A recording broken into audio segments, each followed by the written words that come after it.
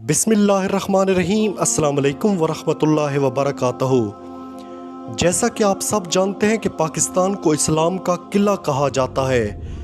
پاکستان بنانے والے عظیم لوگوں نے اسے اسلامی فلاحی ریاست کا نام دیا تھا، مگر بدقسمتی کہ یہاں 75 سال سے اسلامی نظام کا نفاذ نہیں ہو سکا، جس کے نتائج ہم مختلف طریقوں سے بھگت رہے ہیں۔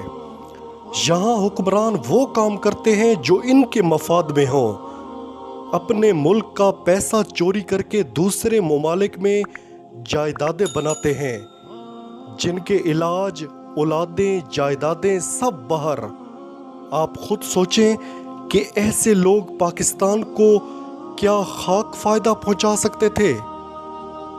میں یہ بات سن کر حیران ہو گیا کہ روس کے صدر ولادیمیر پوٹن نے روس میں 3000 مساجد تعمیر کیں، اور یہ بات پاکستان کے سابق وزیر اعظم عمران خان نے اپنے ایک انٹرویو میں بتائی۔ انہوں نے کہا کہ ان کی بیوی مسلمان عورت ہیں، اور میں حیران ہو گیا کہ پوٹن نے 3000 مساجد بنوائی ہیں۔ آپ اندازہ لگائیں کہ پوٹن پاکستان کے لیے کتنا فائدہ مند ثابت ہو سکتے تھے۔ ایک بات یاد رکھیں کہ جو حکمران اپنے ملک اور قوم کے لیے مخلص ہوگا، اس سے بھی اپنے جیسے ہی حکمران اچھے لگیں گے۔ عمران خان نے جب روس کا دورہ کیا تو اس وقت رشیا اور یوکرائن میں جنگ لگی ہوئی تھی، مگر اس کے باوجود پوٹن نے عمران خان کے ساتھ 3 گھنٹے کی طویل ملاقات کی تھی۔ آپ خود سوچیں کہ جنگ کے دوران ایک ملک کے حکمران پر کیا گزر رہی ہوتی ہے، مگر انہوں نے خوشگوار موڈ میں عمران خان سے 3 گھنٹے ملاقات کی۔ وہ اسی لیے کہ پوٹن کو لگا کہ یہ بندہ اپنے ملک اور قوم کے ساتھ مخلص ہے۔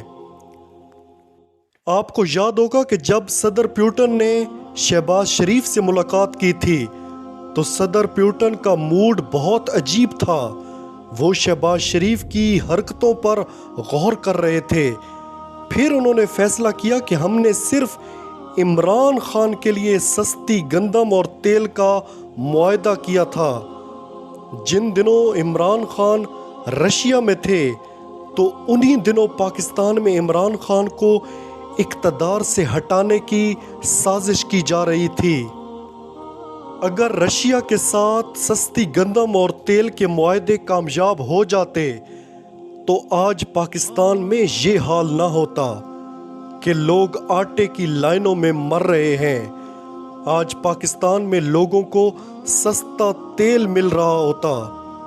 ان کو خوف تھا کہ اگر رشیا سے یہ معاہدے کامیاب ہو گئے تو عمران خان پاکستان کو آگے لے جائے گا، عوام بھی مطمئن ہو جائے گی، عمران خان کی مقبولیت عوام میں پھر بڑھ جائے گی، اور عمران خان 5 سال کے لیے پھر اقتدار میں آ جائے گا۔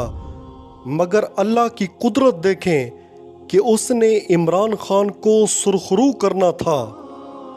اقتدار سے ہٹ کر بھی اللہ نے اس کی محبت عوام کے دلوں میں ڈال دی۔ صدر پوٹن نے 3000 مساجد تعمیر کیں۔ آپ سوچیں کہ اسلامی فلاحی ریاست میں کوئی مساجد کی پرواہ نہیں کرتا، بنوانا تو دور کی بات، مساجد کے بلوں میں ٹی وی کی فیس بھی ڈال دی جاتی ہے۔ ہمارے ملک میں زیادہ تر مساجد تو چندے پر چلتی ہیں۔ مدارس کے بچے جو دین کی تعلیم حاصل کرتے ہیں، ہماری حکومتیں انہیں کوئی فنڈز نہیں دیتی۔ آپ کبھی گوگل کر کے دیکھیں کہ رشیا میں پوٹن نے کتنی خوبصورت مساجد تعمیر کی ہیں، اور اس شخص کے دل میں اسلام کے لیے کتنی قدر ہے، اور صدر پوٹن ہی تھے جنہوں نے اسلامی فوبیا پر بھی آواز اٹھائی تھی۔ ویڈیو کو مکمل دیکھنے کا شکریہ۔ آپ سے گزارش ہے کہ چینل کو سبسکرائب کریں، ساتھ لگے بیل آئیکن پر ضرور پریس کریں، ویڈیو کو لائک کریں، شیئر کریں اور کامنٹس میں اپنی قیمتی رائے ضرور دیں۔